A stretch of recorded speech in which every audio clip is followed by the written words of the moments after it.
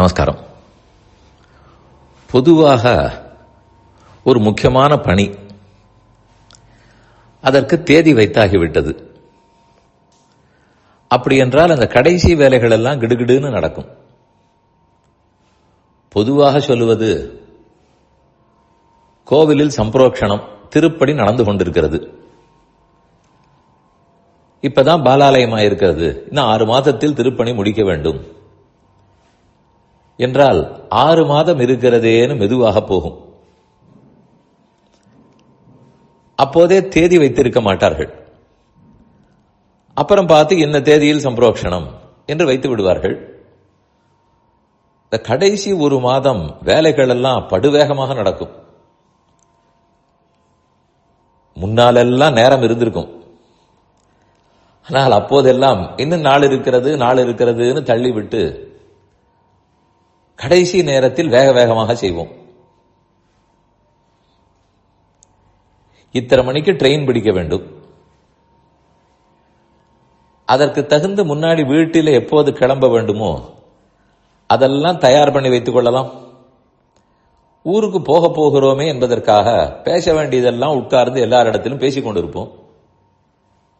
கடைசி 10 நிமிஷத்தில் அந்த பாக்கி இருக்கிறதெல்லாம் பண்ணிவிட்டு சாப்பிட்டு விட்டு கைகால் அலம்பிக்கொண்டு பையை எடுத்துக்கொண்டு உடனடியாக போய்விடலாம். இப்படியே நினைத்து தள்ளி போடுவோம். கடைசியில் கொஞ்சம் டிராபிக்கில் அகப்பட்டு ஸ்டேஷன்ல போய் ட்ரெயினில் காலை வைத்தேன், புறப்பட்டு விட்டதுன்னு போய் நிற்போம்.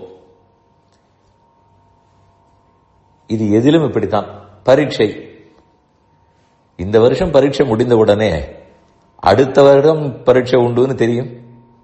இந்த 1 வருஷத்துக்குள் எல்லாவற்றையும் படித்துத்தான் ஆக வேண்டும். நல்ல வேளை இந்த வருஷம் பரீட்சை முடிஞ்சது, இனிமேல் அடுத்த வருஷம் தான் நினைப்போம். அந்த அடுத்த வருஷமும் கடைசி 10 நாள் தான் படிப்போம். விதிவிலக்கு பல நல்லவர்கள் இருக்கலாம். அடியனை பற்றி சொல்லிக்கொண்டேன்னு வைத்துக் கொள்ளுங்களேன். இதேபோல் இந்த கடைசி நேரத்தில் வரும்போது ஒரு பரபரப்பு, வேகம். ஆனா அப்பதான் வேலையும் நடக்கும்.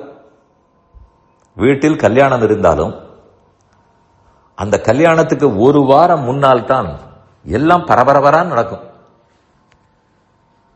அது எப்படி நடந்ததுன்னே தெரியாது. அதே நேரத்தில் கல்யாணம் முடிந்துவிடும். ஆனால் அதற்குள் எல்லா பரபரப்பும் நடக்கும். இது யாரும் விதிவிலக்குன்னு சொல்ல முடியாது. எல்லாருக்குமே இந்த பதட்சம் இருக்கத்தான் போகிறது. செய்வோம். ஏன் அது முன்னாலேயே பண்ண வரமாட்டேன் என்கிறது? மாலை 6:30 மணிக்கு உபன்யாசம். அதற்கு வேண்டியது புத்தகத்தை பார்த்து இன்னென்ன விஷயத்தை சொல்ல வேணும், தலைப்புக்கு தகுந்தா போலே இப்படி அமைப்பு இருக்கட்டும், இப்படி கோவையாக எடுத்து போக வேண்டும் என்றெல்லாம் மதியமே உட்கார்ந்து பார்த்து வைத்தால் தானே உண்டு. அது அன்னன்னைக்கு சாயங்காலத்துக்கு பார்த்து போய் சொல்லுவது இன்று இந்த காலத்தில். ஆனால் தகப்பனாருடைய காலத்தில் எல்லாம் அன்றைய உபன்யாசத்துக்கு அன்னைக்கு பார்ப்பார்கள்னே சொல்ல முடியாது. தினமுமே 4 மணி நேரம் 5 மணி நேரம் வாசிப்பார்கள். அதற்கெல்லாம் ஒன்றும் இன்று இருக்கக்கூடிய ஐபேடு வசதி எல்லாமும் கிடையாது. எல்லாம் அந்த பழைய காலத்து புத்தகத்தில் எழுதித்தான் பார்க்க வேண்டும். ஆனால் எப்போதுமே தயார், எந்த தலைப்பு கொடுத்தாலும் தயார். என்னால் அதை இன்டர்னலைஸ் பண்ணி ஊறி கிடக்கிறது. உபன்யாசத்துக்காக அவர்கள் தயார் பண்ணவில்லை, வாழ்க்கையில் கடைப்பிடிப்பதற்காக தயார் பண்ணினார்கள். அதை உபன்யாசம்ங்கிற பேரில் நம்மோடு பகிர்ந்து கொள்வார்கள். இதுதான் அந்த காலம். காலம் மாறுகிறதே. இப்போது எல்லாம் அதற்காகத்தான் பண்ணுகிறோம். அதிலும் கடைசி நிமிஷத்து பிரிப்பரேஷன். இது சரியா தப்பா வாதாட அடியன் வரவில்லை. அது அவரவர் பாடு. கொஞ்சம் நேரம் விட்டு சரியாக பண்ணால் நிதானமாக இருக்கும், தவறுகள் குறையும். கடைசி நிமிஷத்து பிரிப்பரேஷன் என்றால் அதற்குரிய எரர்ஸ் வரத்தானே வரும். இப்ப எதற்கு இதெல்லாம் சொல்லுகிறேன்னு பார்க்கிறீர்களா? விஷயத்துக்கு வருகிறேன். கேலண்டர் அச்சாகி வந்து இன்றிலிருந்து அனுப்புகிறதையும் தொடங்கிவிட்டோம். டெஸ்பாட்ச் தொடங்கிவிட்டது.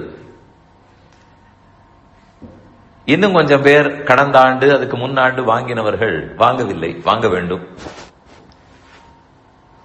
அடியனதை 1 மாதத்துக்கு முன்னாலேயே அனௌன்ஸ் பண்ணிவிட்டேன். இருந்தாலும் நம்முடைய வழக்கம், சரி எப்படியும் 14ஆம் தேதி தானே ரிலீஸ் பண்ண போறார்கள், அது வரைக்கும் எப்படியும் ரிசர்வ் பண்ணி கொள்ளலாம், நாம ரெஜிஸ்டர் பண்ணிக்கலாம், அது 13ஆம் தேதியில் பண்ணால் போயிற்று என்றுதான் பாதி பேர் இருப்பார்கள்.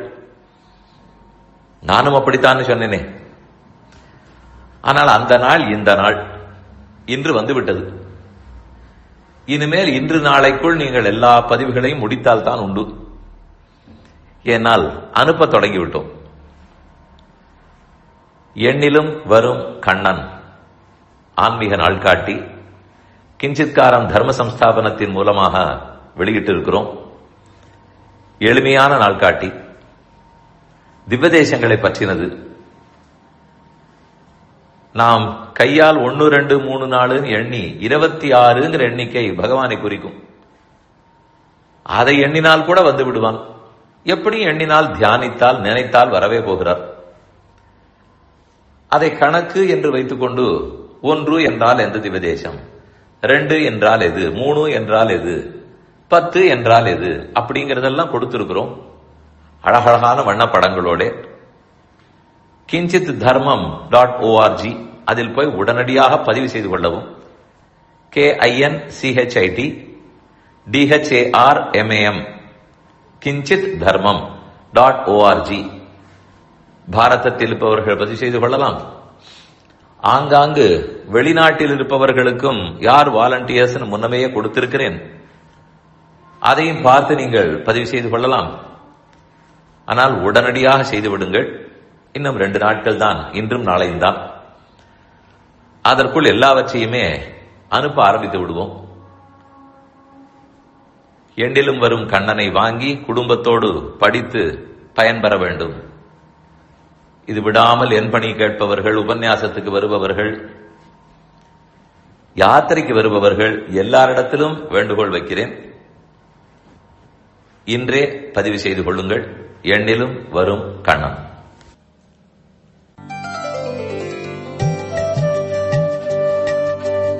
இந்த என் பணி ஆடியோவை உங்களுக்காக வழங்கியவர் வேலுக்குடி ஸ்ரீ கிருஷ்ணன் சுவாமி.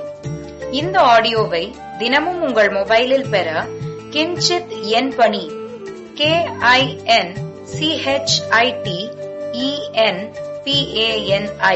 என்ற ஆப்பை கூகுள் பிளே ஸ்டோரிலோ அல்லது ஆப்பிள் ஐஸ்டோரிலோ டவுன்லோட் செய்து கொள்ளவும். தினம்தோறும் இது போன்ற உபன்யாசங்களை கேட்டு மகிழவும்.